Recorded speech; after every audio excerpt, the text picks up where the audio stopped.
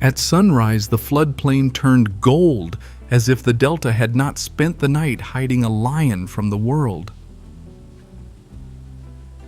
From above, the channels branched like living veins, beautiful enough to hide how dangerous they had become. Before the flood, this same land had been dry, open, and familiar under Solomon's feet.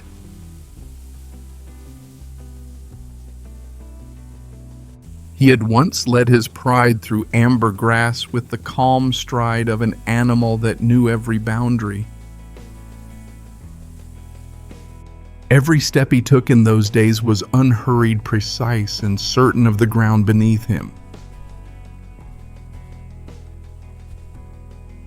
His amber eyes scanned the savanna not with fear, but with the old patience of a survivor. From the termite mound, Solomon looked over his territory like a ruler reading a map written in wind and scent. The Okavango before the flood was a complete world of grass, trees, elephants, and distance. His paws moved through dry grass with almost no sound, though each one carried 460 pounds of history. At dusk, he drank from a quiet waterhole with his eyes half open, never forgetting that even peace must be watched. The dry earth held its breath under the heat, waiting for the season that would change everything. At dawn, Solomon marked the acacia and walked on, repeating a ritual older than any human road. The crescent scar on his cheek was not a wound anymore, only a reminder that he had survived before. Then the northern horizon began to rise in dark cloud, and the dry season ended without asking permission. The storm built upward into the sky, carrying enough water to redraw the delta in a single night. Rain advanced across the land like a moving wall, turning dust into mud and paths into channels. The banks disappeared first, then the grass, then the quiet places where animals once crossed without thinking. Solomon stood above the spreading water and read the danger before the rest of the plain understood it.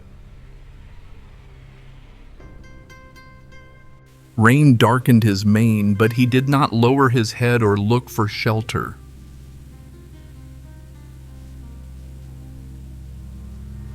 Zebra and impala moved toward higher ground while the water kept coming behind them.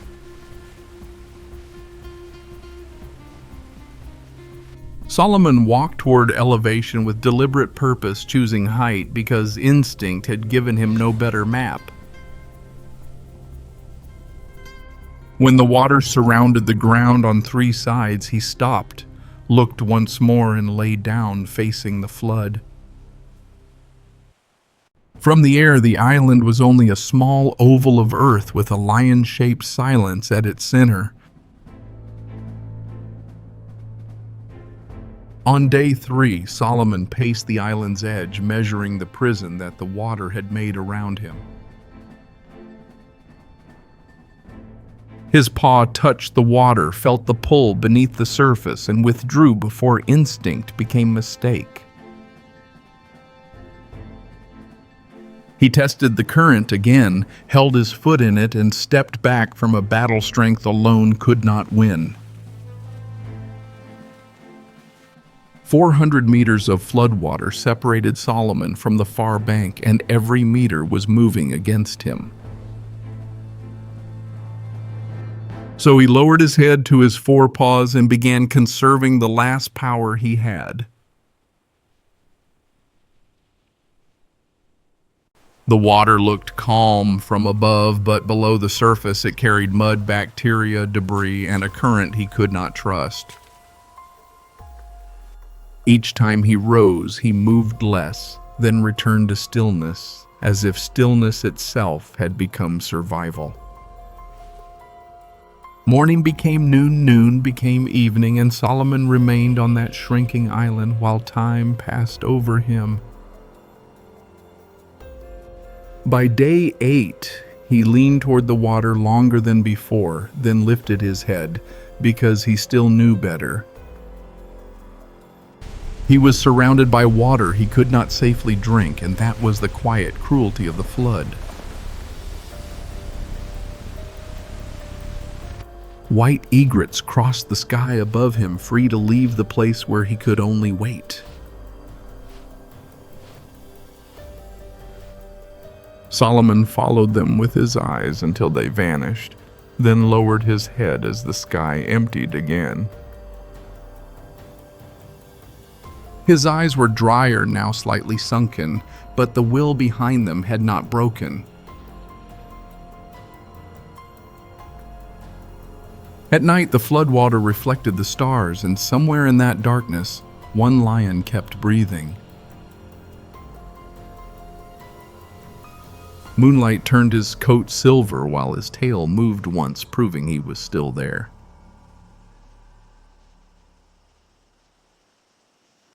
Dew gathered on his dark mane like tiny sparks, but Solomon did not move beneath the moon. On day 10, dawn revealed that the island had grown smaller and the water had moved closer to his body. He rose with effort, thinner now, but still able to stand beneath his own weight.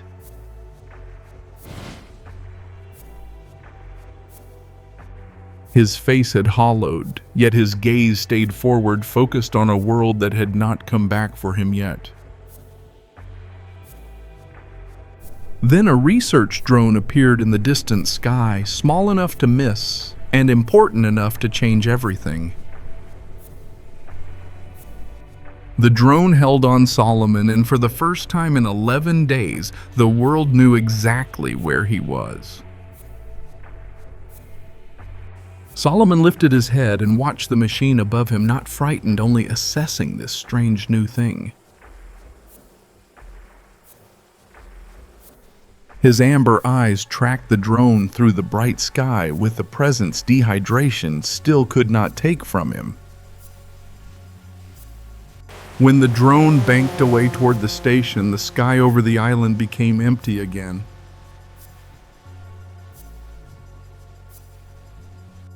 Solomon watched the place where it disappeared, then lowered his head alone but no longer unknown. At the research station, Grace saw the image and traced the route to him before anyone asked what came next. Grabbing the gear bag. She leaned close to the screen, zoomed in on the lion, and understood that 48 hours might be too generous. The thermal image left no room for doubt because the shape was a lion, the island was small, and the body was alive. Grace tapped the coordinates twice, and the team around her began to turn concern into procedure. Mark it. That's our approach. Confirmed. As last light fell over the station, equipment began moving toward the boats in quiet, practiced hands. Before dawn, Case's medical bags and sedation gear were loaded without wasted motion.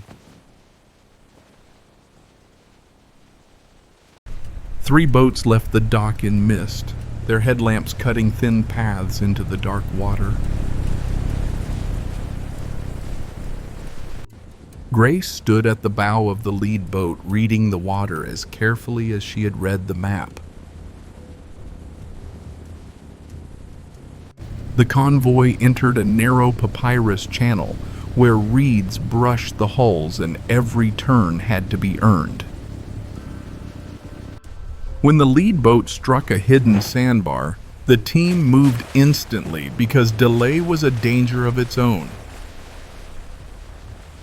Boots planted in brown water shoulders leaned into metal, and the boat began to move again, inch by inch.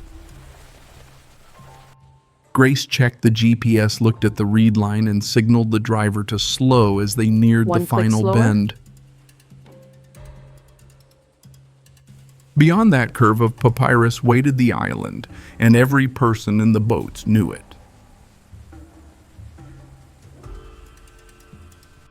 The bow rounded the bend at idle speed, and the open water revealed what 11 days of searching had led them to.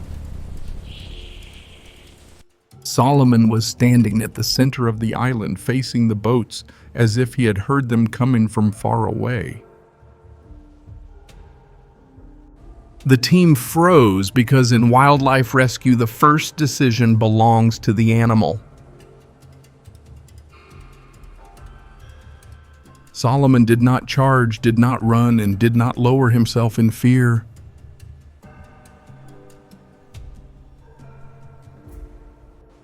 Grace looked at him and took one controlled breath, the kind you take when emotion must wait behind skill. Across 200 meters of water, Solomon's eyes read the boats and found something he had not met before.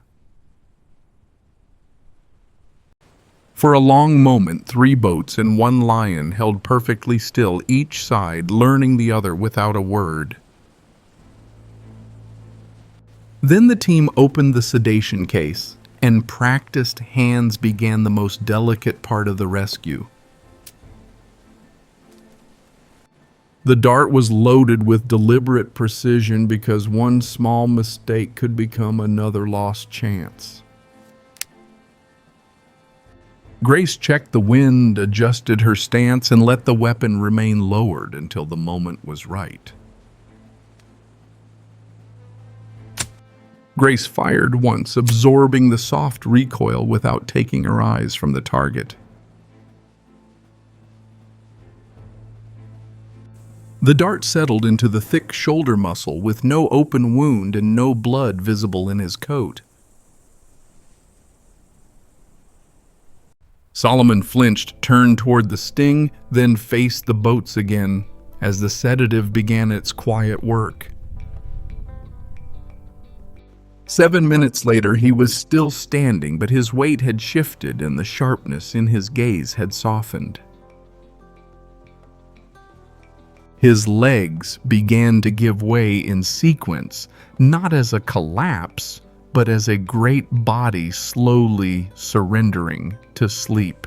His front paws folded beneath him with strange dignity, as if even sedation could not make him fall carelessly. When Solomon was fully down, the waiting ended and the rescue team moved toward the island. They waded through knee-deep water with the stretcher fast enough to matter and careful enough to protect him. Hands checked his gums, his pulse, and his breathing, finding no open wounds and no blood. On a counted lift, the team rolled Solomon onto the canvas stretcher and supported his head and mane. At the boat, the team passed him over the gunwale and guided his massive body onto the floor. Grace kept her hands near his ribs, counting each breath as if the counting itself helped hold him here. As the boat turned away, Solomon's Island sat behind them empty for the first time in 11 days. From above, the 3 boats crossed the flooded delta, small against the water but carrying everything that mattered. At pre-dawn, a rescue boat crossed the silver floodwater with 6 people inside and 1 silent lion lying between them.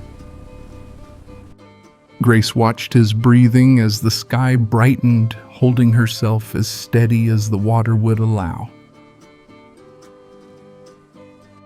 Now the opening image made sense because Grace was not only watching a lion breathe, she was watching him return.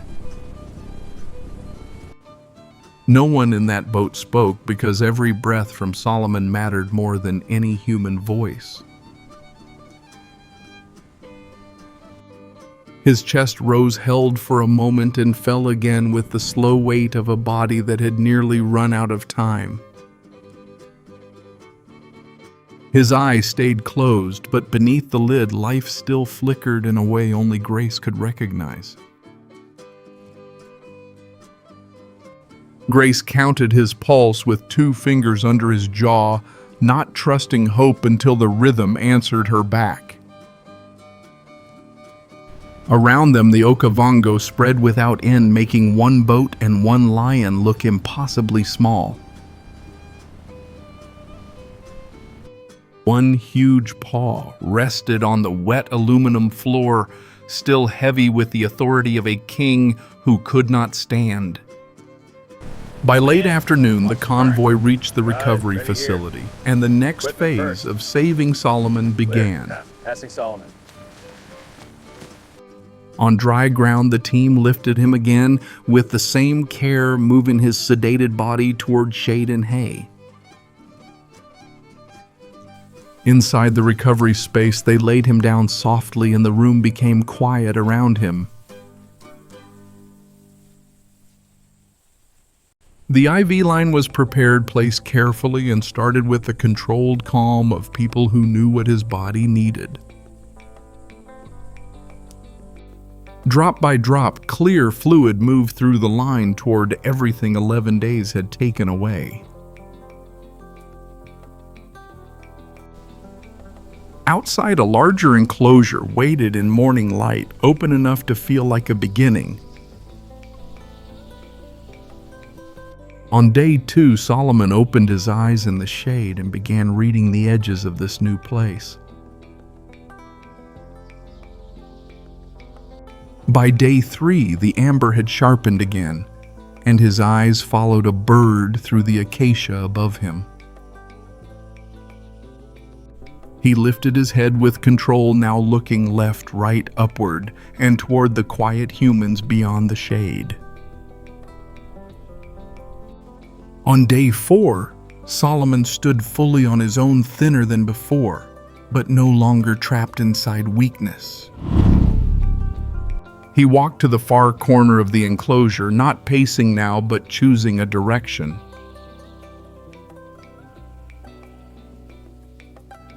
Then he lay facing away from the humans toward the fence, the open world, and whatever came next. 19 days after the rescue, the Okavango had dried again as if the flood had only been a memory. A transport truck arrived at the release site, with Solomon inside the crate and open savanna waiting beyond it. The crate was positioned toward the grass, and the team stepped back because release is not something humans should crowd. The latch lifted with a clean metallic sound, and the last barrier between Solomon and the wild began to open.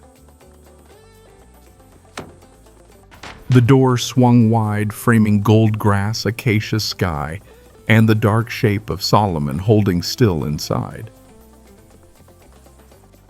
He stepped to the threshold, placed one paw on dry grass, and scented the world that had returned to him. Then Solomon walked into the Okavango without looking back, and the grass closed behind him as if the wild had taken him home.